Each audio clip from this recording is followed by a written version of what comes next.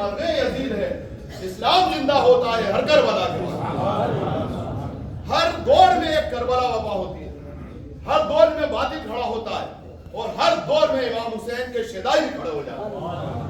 وہ اپنی شہادت اسلام کے لیے دیتے ہیں، اور جو اسلام کے لیے شہادت دیتا ہے تو اس کے لیے کوئی کسی اور نے نہیں بولا، عام مفسر نے نہیں بولا،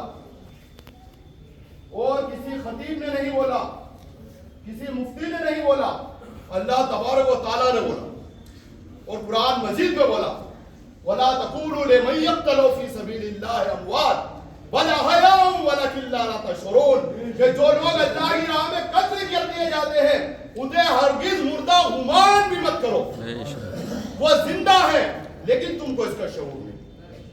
یک زمان جو اللہ کی راہ میں شہید ہو جاتے ہیں، اللہ تبارک و تعالیٰ انہیں ہر دور میں زندگی دیتا ہے۔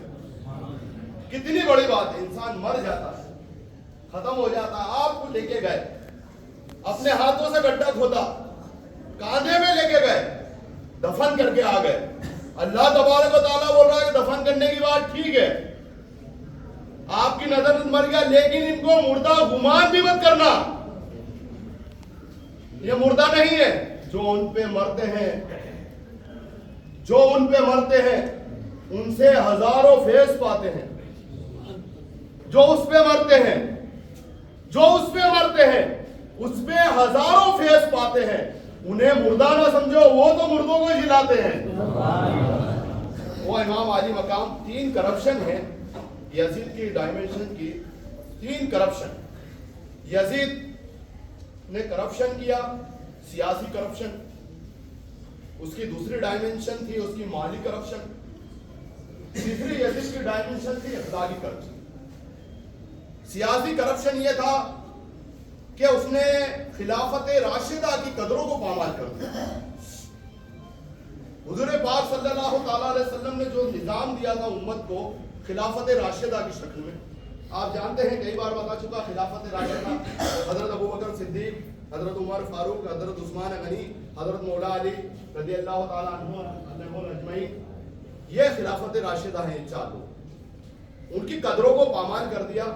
جتنے بھی باعزت، پروکار، پختہ، اچھی سیرت والے جتنے بھی لوگ تھے جن کے دلوں میں ایمان کی غیرت تھی، ان سب کو معزول کر دیا اس نے، اور بدمعاش، بدگماش، بے غیرت، بے دین لوگوں کو اس نے اپوائنٹ کر، یہ اس کی سیاسی کرپشن۔ اور یہ سیاسی کرپشن نے اس نے اختلاف رائے کا حق چھین لیا لوگوں سے۔ ایک جمہوری طریقہ ہے قوم کے اندر اختلاف، احتجاج کرنا، کسی بات کا وروध پردرشن کرنا، اس کا حق چھین لیا۔ حتیٰ کہ امام حسین رضی اللہ تعالیٰ عنہ کی شہادت کے بعد، آپ کی شہادت کے بعد اس نے مدینہ کے لوگوں نے احتجاج کیا تو اس نے فوج مدینہ دوڑائی اور مدینہ منورہ کو تخت و تاراج کر دیا۔ نہ صرف مدینہ منورہ کو تخت و تاراج کیا بلکہ مسجد نبوی کے اندر اپنی فوج کے گھوڑے باندھ دیے لے جا کر 3 دن تک مسجد نبوی میں نماز معطل ہو گئی، اذان معطل ہو گئی 3 دن تک۔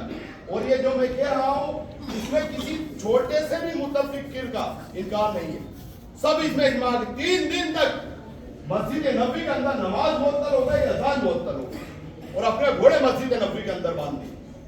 پھر اتنا ہی نہیں، جب اس نے اپنی فوج کو بھیجا تو کہا کہ مدینہ میں 3 دن کے لیے تم پر حلال کرتا ہوں، مباح کرتا ہوں، جو چاہے کرو، خون کی ندیاں بہا دو، آگ لگا دو، لوٹ پاٹ کر لو، عزت سے لوٹ لو، 3 دن تک مدینہ تم پہ حلال کرتا ہوں۔ انا للہ و انا الیہ راجعون۔ اس واقعے میں تقریباً طبرانی لکھتے ہیں کہ اس واقعے میں کم سے کم 10,000 صاحبات اور صحابی اور تابعین شہید ہوئے۔ ان کا پورا غنی رضی اللہ تعالیٰ عنہ کے روزے کی زیارت کے لیے تو جاتی وقت وہ بائیں طرف آتا ہے، 10,000 لوگ اس میں شہید ہوئے۔ پھر مکہ کے لوگوں نے احتجاج کیا تو اس نے فوج مکہ دوڑائی، یا خانہ مسجد نبوی کی بے حرمتی کی، وہاں خانہ کعبہ پہ منجنیق سے آگ کے گولے پر گرائے اور خانہ کعبہ کا گلاف بھی جلا دیا اور خانہ کعبہ کو نقصان پہنچا۔ اب بتائیے امام حسین نے تو حق کے لیے پرچم بلند کیا تھا، ان کو شہید کر دیا گیا، مسجد نبوی سے کیا دشمنی تھی، خانہ کعبہ سے کیا دشمنی تھی؟ 39 سال کی عمر میں یہ بیٹھا غنی پلید یزید سن 61 ہجری 60 میں بیٹا، 61 ہجری کے 10 تاریخ کو تو حضرت علی مقام حضرت امام حسین رضی اللہ تعالیٰ عنہ کو شہید کر دیا۔ 62 ہجری میں مدینہ پہ حملہ کر دیا، واقعہ حرا کے نام سے درج ہے۔ 63 ہجری میں کعبہ خانہ کعبہ کو جلا دیا۔ ادھر خانہ کعبہ جل رہا تھا، ادھر یہ دمشق سے بھیج کے احکام بھیج رہا تھا، ایسا کرو ایسا کرو۔